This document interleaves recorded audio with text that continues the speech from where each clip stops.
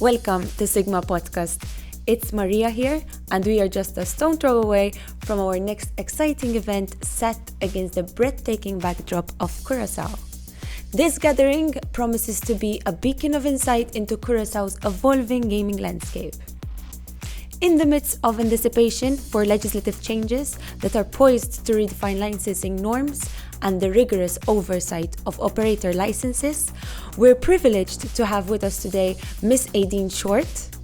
With her expertise, she'll help us unravel the myriad of questions swirling within the minds of operators and affiliates alike. The stage is set for the dynamic discussions, and it all unfolds at the prestigious Marriott Beach Resort in Curacao, in collaboration with the Ministry of Finance.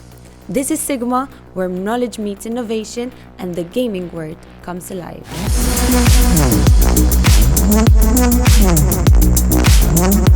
Aideen, thank you so much for joining us today. Okay, so let's dive right in.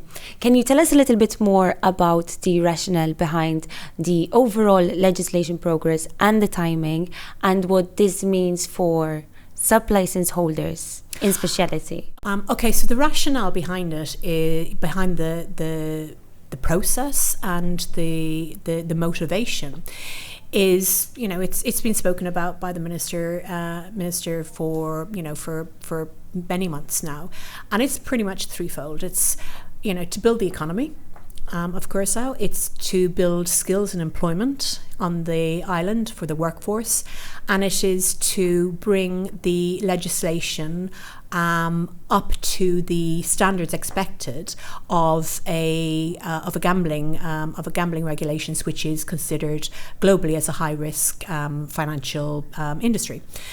And so one thing I think I'll start off with, and I think I've said this to a few people, and it's been quite shocking for them. I think that, you know, the key.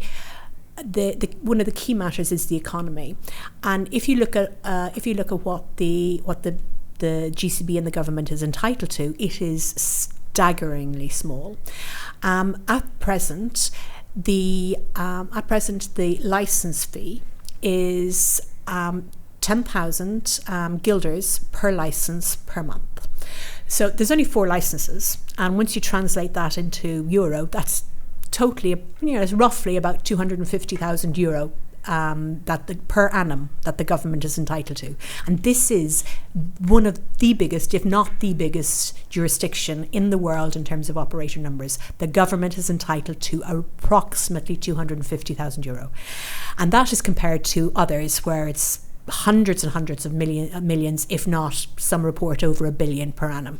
That's a big difference. So you can see why there's a rationale there, because quite frankly, the public purse and the people of Curacao are not getting the deserved upside of arguably the biggest industry on their island. So that's a motivation, and this kind of goes against, you have a lot of people saying that, you know, the new legislation, it's to kill the industry and it's to destroy the industry. The opposite is true. It's to restructure the industry and make it more you know, aligned with what you would expect a gambling jurisdiction to look like, and what you would expect a government and a people to benefit from a jurisdiction. The second then is to build the workforce. Presently, there isn't a requirement for operators to have to operate from the island, or to have any sort of number of people employed. That's not to say it's going to be massively changed. So we're not, this is a long road. There's going to be no massive requirements on people, in the immediate term, but they're looking at a long game. You want to build skills and education, and this is a high-tech industry. The minister is looking to build this and make Curacao a centre of excellence in terms of all the skills necessary. That has happened, and this is just repeating what has happened in other jurisdictions. And then the third thing is the AML. Currently, the legislation is not up to the standards that are necessary for financial authorities. It's not up to the standards. And that's not to say that operators aren't holding themselves. The vast majority of operators are actually conducting themselves to this, to the necessary standard, but the laws aren't mandating it, and that is something that is going to be, behind it. So if you think of those three things as the reasons behind the legislative process and what the requirements of the law will be, you kind of understand then, okay, this actually makes a lot of sense, and it actually makes a lot of sense, and it's not going to be a surprise to anybody. There's nothing that's going to come out here and just scare people. There's nothing that's going to come out and just be a gotcha moment. It is all very reasonable and very measured. And once you think about the law and once you think about the process from those three elements, then it's really clear to understand why this is being done, and understand that it is not going to cause any, it's not going to cause any kind of demise in the operators who have who conduct themselves to a really high standard already. Okay, and Aideen, what's happening right now under the current legislation versus the enactment of the LOK? And could you walk us through the significant dates coming up and what companies should be preparing to submit for their applications? Okay, so this is an interesting thing because we're getting a lot of questions about this. So I'll talk about the dates first. So on the 1st of September, the gaming portal was opened, and so that's portal.gamingcontrolcuracao.org. So on this portal, there's a whole heap of information, and there are 3 application forms. So the 3 forms are standard application form, the corporate disclosure, and the personal disclosure. So that's what's on the portal.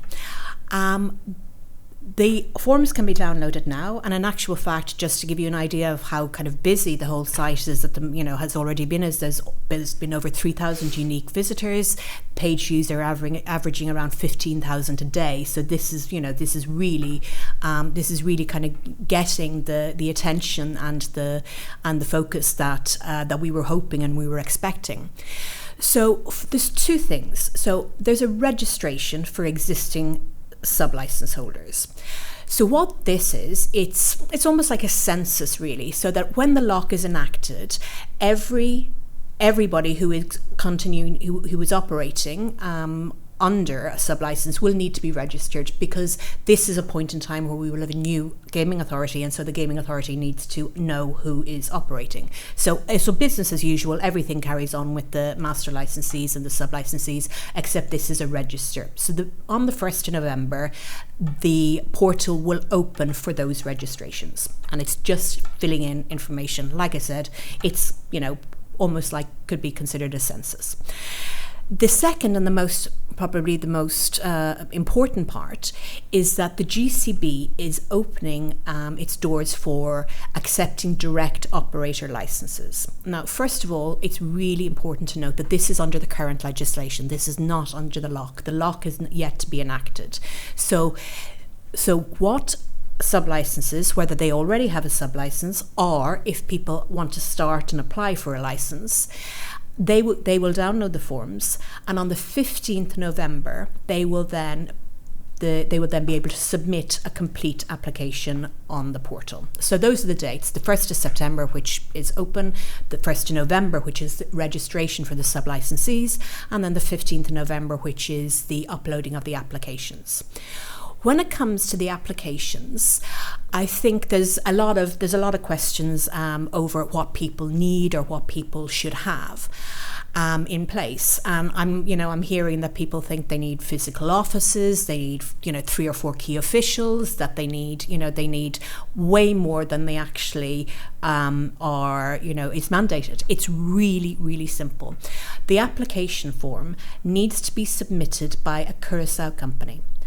It needs a Curacao registered address and 1 local director. That's it. So there's no other There's no other requirements in terms of personnel or anything. I just really want to reiterate that this is under the existing legislation. So once you have a Curacao company, you then complete the forms, and lots of operators already have Curacao companies, so others will need to set them up. And then it's just the standard. You've got the application form, you've got the corporate disclosure and the personal disclosure for UBOs and key personnel, like CEOs, etc. And these are standard. There's going to be no surprises at all for anybody. I mean, these are the same sort of forms you've seen across the world. Nobody should be surprised or shocked by anything. But it's really important to know that it is the current law, and it's really a simple process. It's a Curacao company with no further local substance requirements at the moment, and then just sending in the applications. Once the applications are submitted, once you have all the supporting documentation, like things like passports and stuff like that, then within about 2 months, people who are successful will get issued a provisional license, and you can operate on that provisional license, and then you have 6 months in which to submit audited policies and procedures. And that's the entirety of the application process. That is it. So there's nothing to be scared of. There's nothing. No need for physical offices, no need for 3 local employees, no need for... So these are all just rumours, they're not statements. They're all just rumours, and because these applications are under the current legislation. So like you said, there's a lot of rumours and a lot of misconceptions, and that's what I want to clear up here, because it is, if you go back to what I was saying about why the minister is doing this, it's really clear. I mean, you have a lot of people saying it's been done to kill the industry, it's been done, to destroy the business, and quite the opposite. There's no desire whatsoever for from the ministry or from the GCB to do anything except support the industry and continue to grow it in a fashion that is kind of aligned with the expectations of today. Up to date, I guess, up to date with today's changing world exactly, as well, obviously the legislation has changed a lot. It has. So you need to be in line with the changes as well. Okay, so we were also mentioning dates, and September the 1st was a very significant date in the commencement of regulation changes. Mm-hmm. Tell us more about what happened on this date. Okay, so September the 1st was a very important date, quite an historic one really, because that was the first day that the GCB opened itself for new applications, and that is pretty much the start of the what is a major landscape change in the Curacao jurisdiction.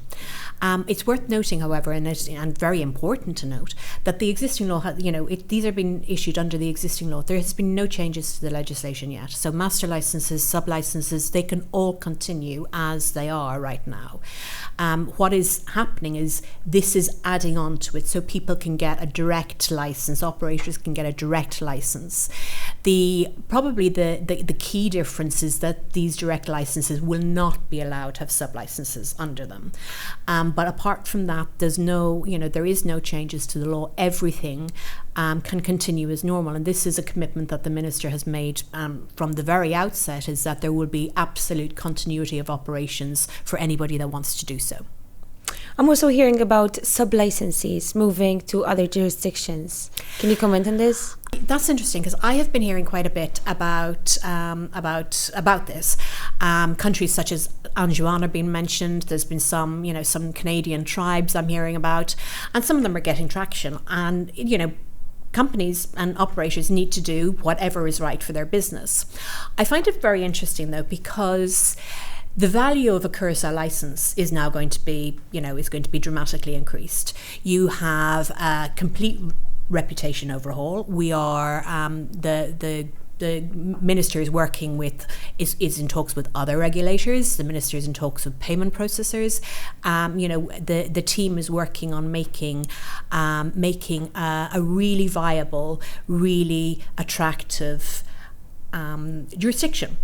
And so if operators choose to leave, and some will, we recognise, and the Minister has been very clear about this, this isn't, some operators just won't want to meet the new requirements of disclosures and due diligence and KYC. And, he has been quite forceful and said they're not welcome. And that is true. I mean, we're aware that there is undesirable business going through the jurisdiction at the moment. And that can leave, no problem whatsoever. If other operators want to leave and want to continue the structure that exists, it's their own business decision. But I think they need to see and they need to address is who benefits from that, because if you go back to what I was saying about the rationale behind the legislation and the rationale behind what the GCB and the ministry is doing is to build the economy, is to promote good practices in AML and responsibility, and is to build employment. Anybody who walks away from that is doing so, it's quite a statement. So if you walk away from, a regulation that's trying to improve itself, that is quite a statement. But, we are aware for some people that makes sense. And for others, then I think you have to question who benefits from your moving. If you hold yourself to a high standard, chances are the new legislation, there won't be any surprises. The vast majority of operators are already holding themselves to the standards and are operating to the levels that the new legislation will require. Unfortunately, the reputation has been tainted by a few, and I think to use a media a media statement. If it bleeds, it leads. It's like the bad stories always get the big press. And so that's why I think, the reputation has been, of the island, and consequently, it's been spread across all the operators, even though the vast majority are actually working with decency and integrity and to the standards that will be mandated in the legislation going forward. Do you think the government has the expertise and support to get this legislation to the finish line? Yes, absolutely. Legislation of any type takes years to go through the process. And, and Curacao is, it's not special in that regard. It is, it has been going through the same process as any country and any type of legislation. So at the moment, at present, it's as far as the Council of Advice, which is the last stage before going to Parliament. So, so kind of, if you, an answer to your question is that, is it making progress? Yes, it's, it's almost at the finish line. In terms of kind of support and in terms of, input, there has been massive amount of input. So stakeholders in the industry were involved as early as November of last year. The Minister has been taking input from operators, from industry experts. Every time he sits down with at any event, he's open and he takes and he understands the need for this to be a workable and an attractive jurisdiction. An undertaking of this magnitude is always going to take time, and it's always going to have, a lot of input. It's always going to have a lot of kind of obstacles to get over and to get around. And that's no different to any law in any country. And, Curaçao's not special in that sense. It's like this is going through the same teething problems that you can expect. It's a very standard process. It's not easy, it's not fast, but it is a process. And the legislation is now at the stage of the Council of Advice, which is the final stage before going to Parliament.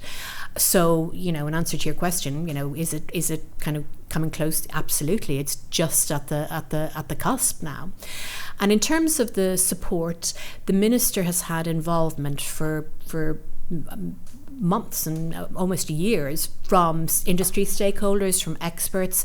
Every event he's gone to, every time he's met anybody, he's seeking input, because it's in his best interest and it's in the GCB's best interest and everybody's best interest to get a really workable and attractive piece of legislation, and that is the plan. So yes, there has been a lot of input and there has been a lot of support, but you can't deny that it's a legislative process that just has it has its road to go through. That goes into also my next question, because the information available at the moment based on the draft legislation is very high level. So can you tell me more about what the actual operational effects will be? Okay, so I think the first thing is there's going to be no surprises. I mean, this is where the Curacao isn't trying to reinvent the wheel. It's not. It's restructuring. It's restructuring an industry that's already very successful. So I think the key areas that people are kind of questioning are things like AML and KYC and responsible gaming. So if you just look at those, I mean, when it comes to, let's start with AML. There's a need and a desire to bring this up to kind of the international standards expected of the gambling industry, which is a high risk financial industry. But it's not going to be the point isn't to break it. The point is to bring the standards, the mandated standards. And the reason I say mandated is because a lot of the operators are already doing what's necessary. So for a lot of people, they're already meeting the requirements. And so, the day-to-day stuff is not going to be dramatic changes. And it's the same with responsible gaming. I mean, you have in the law the things like players need to be able to put limits on the deposits, on their wages, on their they need to be able to exclude, and these are normal things. And again, these are all the things that most of the operators that are operating with their own levels of responsibility, even though that's not mandated as specifically in the current legislation. In order to be a successful business these days in the industry, you have to be doing a lot of this anyway. So again, I kind of reiterate the fact that there's going to be no surprises. There's going to be no dramatic gotcha moment. The whole point is to make it an attractive jurisdiction, and so many of the operators are already meeting the requirements. The reputation of the country says that they aren't, but that's because the reputation has been driven by the few that is, the few that is affecting the many. So so the scope of what will be mandated is not unreasonable. It's very measured, it's very thought out, and it's very, very reasonable. Speaking about AML and KYC, do you expect to get the right balance between setting minimum standards without over-regulating these aspects? Absolutely. I mean, again, I keep going back to the reason why the minister wants this, wants to change, and why absolutely. I keep going back to the reason behind the legislation, its motivation, and it is about building the economy. It is about building employment and skill sets within the island's workforce, and it is about bringing the legislation in terms of AML and up to standards, because at the moment it doesn't quite meet the criteria. For instance, payment processors cannot work right now with Curacao licensed operators directly, because by doing so they would actually fall foul of their own regulations. So that's what it's about. It's about bringing the law from 1993 into 2023, and going back and I'm boring myself now by repeatedly going back to the fact, if you really understand why the legislation has changed, you'll understand that there isn't an appetite from anybody to over-regulate or to make it so onerous or so detrimental as to negatively affect the industry. The objective is to grow the industry, and the objective is to grow the economy, not the opposite. Yes, I'm seeing this sort of evolution in everything, right? Evolution in the legislation put forward. We've also seen the evolution of GCB into CGA.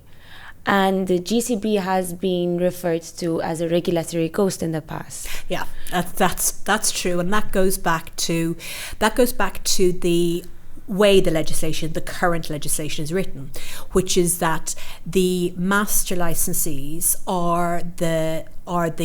have the governance over the operators. So the GCB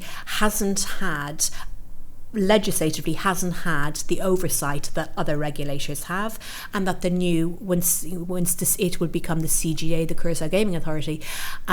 Is it going to be the same with the CGA? Nope, the CGA will have monitoring and overseeing rights. It will be the entity that issues licenses. So in actual fact, sub-licenses aren't licenses per se; they are contracts with the master licensors. So this time, everybody will have their own license, and that will be governed and monitored by the CGA. And so that means that suddenly you do have a regulator that is, front and center, the same as other jurisdictions and the same as all the other countries. And even things like this comes to things like player complaints and handling of player queries.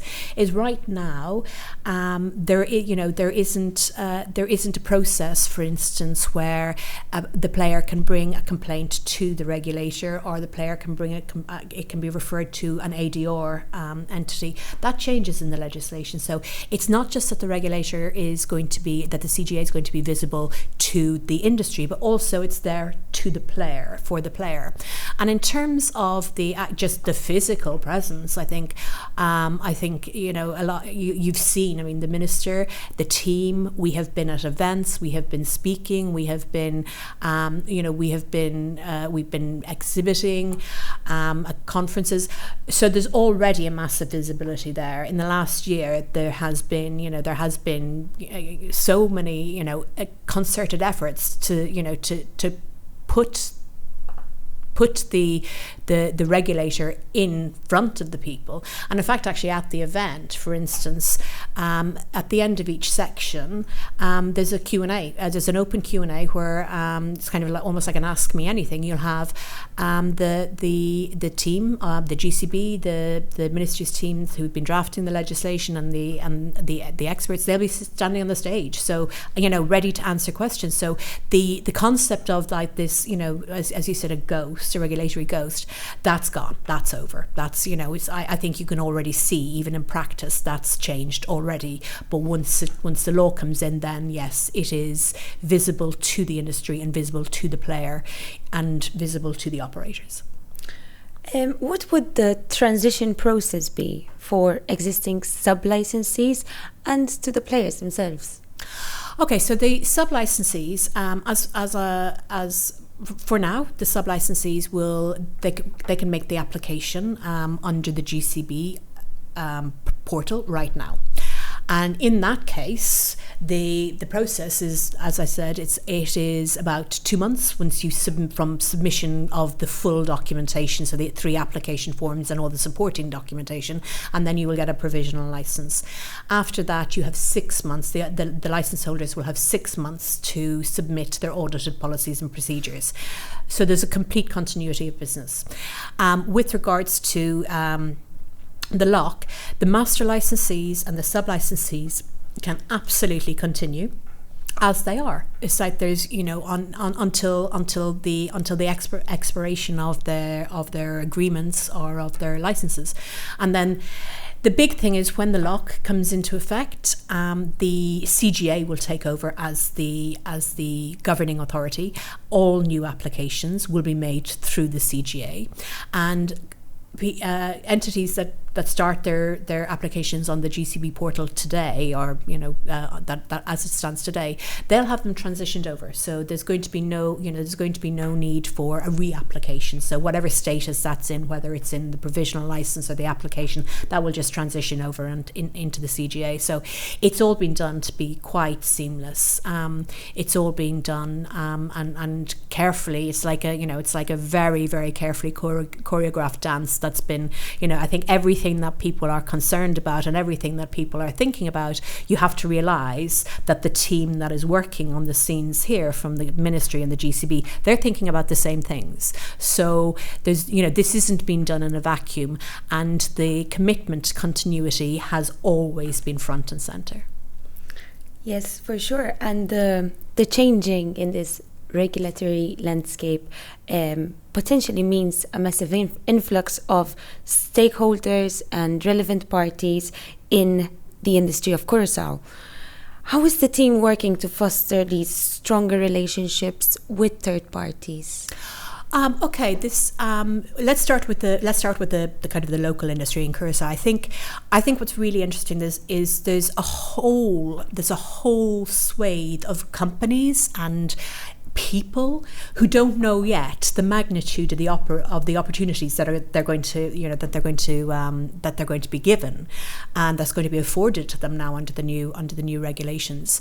If you look, all you have to look at is Malta, the Isle of Man as two brilliant examples where the gaming industry at large contributes so much to the economy, and we expect that the same will happen for Curacao. So it's not just about the operators or the license holders, but it's also about individuals who will be working, for instance, and individuals who will be getting skills. So on that note, the iGaming Academy is for instance one of the companies that's setting up a whole training schedule. For some of it will be like introduction to gambling, almost a vocational course. Some will be continued CPD, continued professional development. And actually the iGaming Academy are doing a masterclass at the SiGMA event.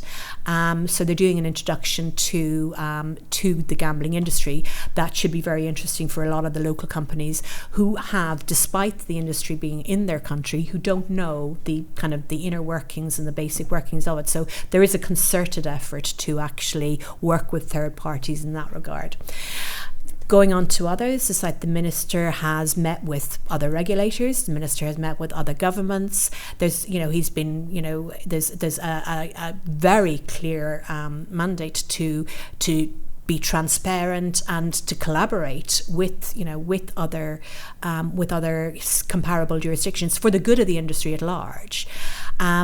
Again, talking to payment processing companies, because these are and marketing companies, and the minister, for instance, has met with Google. So he's making sure that the legislation meets the requirements of other entities that can influence the growth of the industry. And so, because it's important when you're making this magnificent change, it's got to be right, it's got to meet the standards so that you can advertise and you can, we're already seeing operators saying to us that they have affiliates or they have partners or they have sponsors that won't work or can't work with their Curacao side of the business. And this opens up all of these doors. And so making the legislation compatible with the requirements of third parties is something that has been really important as well. Going on to our event now that will take place in Curacao, can you tell us a little bit more of what people are going to expect from the ministry's event in collaboration with SiGMA, and maybe give us a sneak peek into what these days will entail? Okay, so it should be a lot of fun. Who doesn't want to go and have a few days in the Caribbean? So there's a couple of things. So I'll start with the conference, which is been very, very carefully curated, so that the kind of its single objective is that anybody that attends will walk away with all of the information, all of the accurate, correct and current information that they need about what the law is, what the process is, and what it means for their operations. We want there to be no questions. We want everybody that attends to walk away from the event knowing everything that they need to do about implementing the law, about what the law means for their business, about what the new regime means for the opportunities, about what changes they need to make. The purpose of the conference is just to answer all of those questions and to bring the law from something that is, if you look at a piece of legislation, a law that is written it's brutal. A law just is black and white, isn't it? It's like it only goes to, it has to deal with extremes. It says this is what you have to do and this is the consequences. The nuances of operations is in the guidance, in the directives, in the how things will be translated into an actual day-to-day working process. And that's what the event will seek to clarify for a lot of people. As well as that, I think we're so happy that the World Poker Tour, the WPT, is putting on a boutique event as a show of support. Actually, you were asking earlier about the support that the legislation is getting, and I was saying that kind of it's been overwhelmingly positive.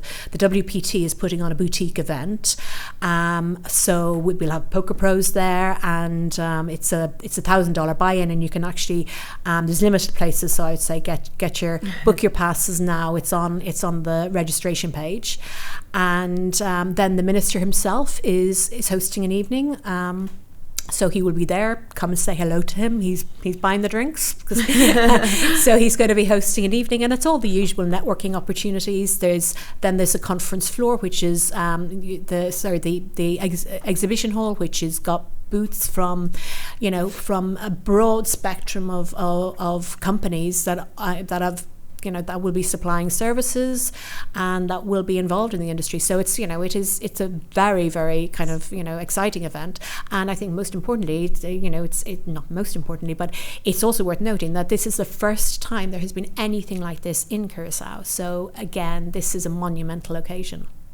What can you tell us about the speakers that are going to be there? What kind of perspective will they be bringing, and what kind of speakers are we expecting to see? Okay, so the vast majority of the speakers actually will be from the ministry's team and from the authority, because the objective is to disseminate accurate, helpful information. So the first is kind of split into 2 days. The first day is breaking down the legislation into all of the different sections. So to look at what you need to do for AML, what will you need to do for responsible gaming, what will you need to do for the incorporation and the requirements. So it's going to be very much about disseminating that information. Then we also have some great speakers that are from WPT, from Pinnacle, from YOLO, some operators who are going to speak to their thoughts on the legislation and how they feel it will be how they feel that it will be in improving the overall business, the value of the license, and the attractiveness of Curacao as a jurisdiction. So it's a mix. It's a good mix of kind of operators on one side, and then the team that have been involved in drafting and implementing the legislation and the legislative process. So you'll be getting a lot of that directly from the team. And again, if you want to go back and talking about the visibility of the GCB historically, they're going to be there standing, telling you what's going on, and so it is very much an opportunity to meet and to ask questions. It's like the team will all be there for the purpose of translating this this process into something that is understandable and real, and showing that it's two ways. I mean, a jurisdiction isn't just about a regulation. A jurisdiction is actually anywhere you go. It's about the operators. It's about the suppliers. It's about the service companies, as well as the regulator and the laws. It's like a jurisdiction is the whole lot combined, and that's very much the approach that has been taken to the entire regime change and the event itself. And that brings us to my closing question, actually. We know why this makes sense for the government of Curacao, but why does it make sense to the licensees and operators? We've kind of covered some of this already, and it's the value of a good jurisdiction adds credibility. It will grow grow the kind of the number of licenses. We're already having huge interest from companies that they don't currently have Curacao licenses, but they want them under the new regulations. Payment processors, companies like we've mentioned, Google, sponsors, affiliates, all of these can now be part of the jurisdiction, and they're not at the moment because the regulatory landscape doesn't allow and doesn't facilitate for some companies to be part of the industry. And so that's the value of it. And that is it is also, I think, very, it's very important to recognize that a lot of operators are holding the standards that we are going to be mandating. They're already doing it. So recognition and appreciation and understanding that that for those operators that this is what they're doing and what they're how they're operating is exactly how how a good jurisdiction should be. So that's, I think, something as well. Thank you so much, Aideen, for your insightful information. I urge everyone listening to us to feel free to visit the website, have a look at the agenda, at all the speakers that are going to be present during the event, and register so they can meet all the questions and demands that you have right there on the spot, and these can be answered. Yeah, thanks, Maria. That was really interesting. It was really nice to get the opportunity to clear up a lot of kind of questions. I've been getting questions. I've been hearing things, and there's a lot of rumors and misconceptions. There's some accurate information and some inaccurate information out there. So to get a chance to kind of clear that up, and what I hope is that I have kind of provided a context so that there's the fear that's that any fears kind of around the changes have been alleviated, and we look forward to seeing everybody in Curacao. So register on SiGMA.world/Curacao, and you can meet the entire team, the minister, and we'll answer any questions, and we'll all have a few pina coladas in the Caribbean.